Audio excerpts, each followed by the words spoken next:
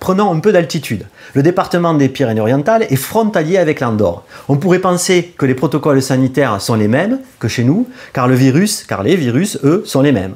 Eh bien pas du tout, c'est pourquoi nous avons maintenant le plaisir et l'honneur de recevoir Karine Montanet-Reynaud, députée en Andorre.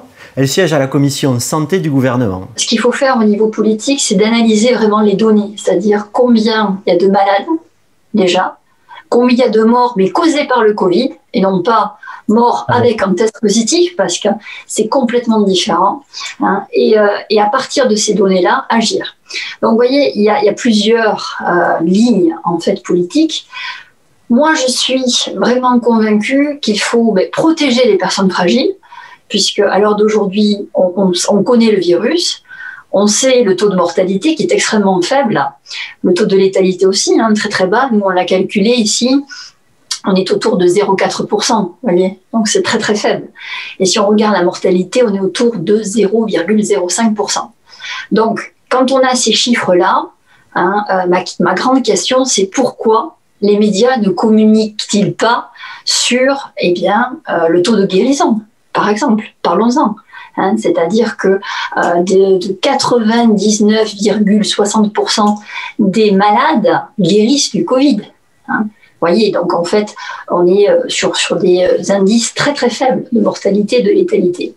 Bon, alors là, pour moi, hein, ce qui est essentiel, c'est de justement traiter les patients de suite. Vous voyez, c'est-à-dire qu'il faut traiter.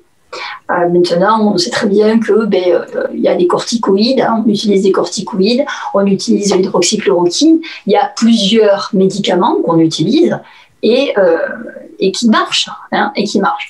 Nous, par exemple, au niveau de la principauté d'Andorre, nous avons fait une étude sur l'hydroxychloroquine associée à l'azithromycine. Vous voyez, à notre petit niveau, hein, bien évidemment, on ne parle pas d'études randomisées, hein, puisque nous n'avons pas les moyens, mais on a voulu porter notre expérience au niveau international.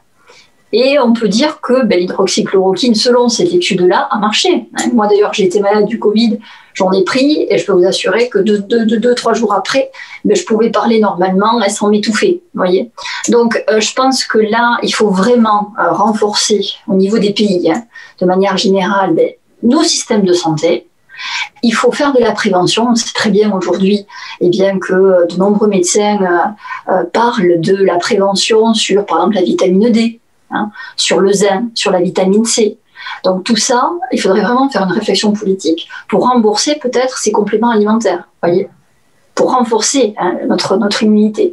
Donc ce qui m'attriste profondément, c'est que les médias, à l'heure d'aujourd'hui, communiquent vraiment du sensationnel, hein, c'est-à-dire nombre de morts, nombre de cas positifs. On parle de tests positifs, hein, on ne parle pas de cas malades. Vous voyez ce que je veux dire? Donc tout ça, ça terrorise les gens. Hein. Il y a des personnes âgées qui n'osent plus sortir de chez eux. Il y a bien évidemment des gens qui s'arrêtent, hein, qui s'arrêtent carrément de vivre normalement. L'État communique aussi sur le nombre de morts, sur le nombre de cas positifs. Et tout ça fait que cette communication anxiogène a un impact sur la santé de nos citoyens, sur la santé mentale des citoyens. Il faut dire que quand une personne est soumise au stress continu, on a des problèmes de chute de l'immunité. Hein, de l'immunité au niveau corporel. Ça c'est évident. C'est une évidence et on a des études qui le prouvent. Donc là, je pense qu'il faut vraiment changer de cap. Hein. Il faut protéger les personnes fragiles avec des masques FFP2, bien évidemment, peut-être remboursés par la sécurité sociale. Vous voyez, traiter les malades, mais de suite, vraiment ne pas attendre. Voilà, essayer de mettre en place des préventions. Parce que je pense que ça, c'est la clé. Vous voyez ce que je veux dire? Et communiquer sur des chiffres réels. Voilà, en fait, on fait peur à la population. Et beaucoup de pays parlent comme s'il n'y avait pas de traitement alternatif. Vous voyez ce que je veux dire? Comme si tout le monde allait mourir du Covid, hein, que le vaccin était le grand sauveur de l'humanité. Hein. Or, ces vaccins-là, écoutez, je fais beaucoup de recherches. Hein. Moi, je suis dans un petit groupe de la minorité en principauté d'Andorre et j'aide mon gouvernement à aller de l'avant. Chez nous, la vaccination n'est pas obligatoire. Et j'ai insisté auprès du ministère pour que le ministre communique sur des faits.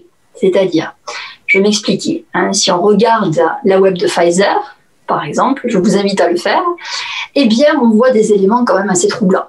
C'est-à-dire que Pfizer ne se cache absolument pas de dire que, eh bien, l'approbation de son vaccin est très variable d'un pays à l'autre, que les pays qui ont accepté de commercialiser le vaccin, qui ont autorisé la mise sur le marché de ce vaccin, eh bien, que c'est sous l'usage d'émergence. Ça veut dire usage d'émergence, ça veut dire que, eh bien, il y a des évaluations qui n'ont pas été faites par rapport à cet usage d'émergence, voyez, et qu'il y a d'autres pays qui n'ont absolument pas approuvé le vaccin et qui considèrent le vaccin comme un médicament expérimental. Vous voyez ce que je veux dire? Et que l'efficacité et la sécurité n'ont pas été prouvées. Donc quand vous pouvez lire ça sur la web de Pfizer, eh bien il faut se poser des questions. Vous voyez ce que je veux dire? Puisque c'est expérimental. Ensuite, il y a des contradictions aussi au niveau des publications scientifiques. Il y a 2 grands journaux scientifiques qui publient vraiment des choses très contradictoires. Donc là aussi, il faut se poser les bonnes questions. Voyez. Après, il y a la confidentialité au niveau de ces contrats avec les grandes firmes pharmaceutiques. Moi, je l'ai mis, par exemple, sur la table lors d'une comparution publique avec le ministre de la Santé en Andorre. Et je lui ai dit, écoutez, cette confidentialité m'inquiète. Qui va payer les effets secondaires du vaccin? Qui va payer? Est-ce que c'est l'État andorran qui va payer avec l'argent du contribuable, c'est-à-dire l'argent des citoyens? Est-ce que vous allez prendre une assurance pour couvrir ce risque potentiel? Il faut quand même... alors, il m'a répondu que oui, que c'était l'État qui allait payer. C'est-à-dire, c'est les citoyens qui vont payer au bout du compte. Parce qu'un ministre, il fait son mandat, et puis après, hop, c'est le prochain ministre qui aura, voyez, le sac bien rempli de pierres, si je puis dire. Donc, en fait, il faut faire très, très attention. Et j'ai rappelé bien évidemment à mes collègues parlementaires qu'il y avait eu quand même de gros scandales. Je ne sais pas si vous vous rappelez de la grippe aviaire, du vaccin sur la grippe aviaire. Eh bien, on se rend compte à l'heure d'aujourd'hui qu'il y a des gens qui sont atteints de narcolepsie. Narcolepsie, ça veut dire des gens qui s'endorment à tout bout de champ. Et qui ne peuvent pas conduire, ils ne peuvent pas avoir une activité professionnelle. Enfin, c'est quand même troublant. Et c'est des gens qui attendent encore d'être indemnisés par l'État. Donc, vous voyez, tout ça fait qu'il faut faire attention. Les vaccins, oui, mais il faut vraiment que toutes les sécurités, vous voyez, tous les filets de sécurité soient bien remplis. Et malheureusement, avec l'usage d'émergence, eh bien, c'est pas le cas. Vous voyez. Et quand vous allez sur le site de Pfizer, vous voyez que il ne se cache pas, qu'il n'a pas eu la licence en fait, de la Food and Drug Administration des États-Unis, mais qu'ils ont eu une autorisation d'usage d'émergence. Donc là, il faut faire très attention. Et je vous rappelle aussi qu'il y a eu de gros scandales au niveau de Sanofi, par exemple pour le vaccin contre la dengue, qui a provoqué quand même des centaines de morts aux Philippines. Donc il faut se rappeler de tout ça. Vous voyez, il y a eu le scandale du remdesivir pendant cette pandémie aussi, c'est-à-dire que les États, l'Union européenne a acheté pour des millions et des millions d'euros le remdesivir. Nous, on en a acheté en Andorre pour 200 000 euros. Et au bout du compte, l'OMS nous dit que le remdesivir ne marche pas, ou très peu, et qu'en plus, il a des effets secondaires extrêmement toxiques sur les reins. Voyez. Donc, quand on voit tout ça, quand on voit l'affaire du Lancet Gate, c'est-à-dire des fausses publications sur le Lancet, qui est une des revues scientifiques, mais de notoriété internationale, vous voyez, qui ont publié de fausses études et qui l'ont retiré, eh bien écoutez, moi, tout ça me fait vraiment très très peur pour mes citoyens. Et donc, moi, mon rôle, bien évidemment, c'est d'alerter sur toutes ces données, ce sont des faits, je répète, ce sont des faits.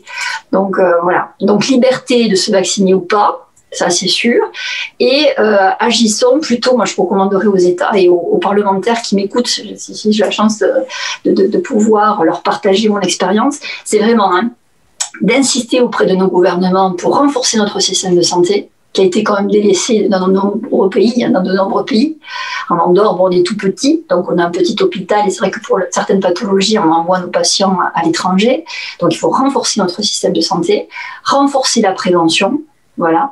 Essayer de communiquer, mais de manière raisonnable et pas faire peur aux gens, parce qu'en fait, on va avoir un gros souci au niveau de la santé mentale de nos citoyens, des dépressions. Il faut pas asphyxier non plus le tissu économique. Pourquoi? Parce que si les gens perdent leur emploi, si les gens perdent leur business, vous voyez, c'est catastrophique. C'est-à-dire, il y a eu déjà des suicides dans de nombreux pays, hein, de restaurateurs, etc. Donc, vous voyez, il faut essayer de trouver cet équilibre. Nous, je pense qu'en Andorre, on l'a trouvé. C'est-à-dire que on protège les gens contre le virus, mais à la fois avec des mesures barrières, etc. Mais à la fois, on laisse nos commerces ouverts.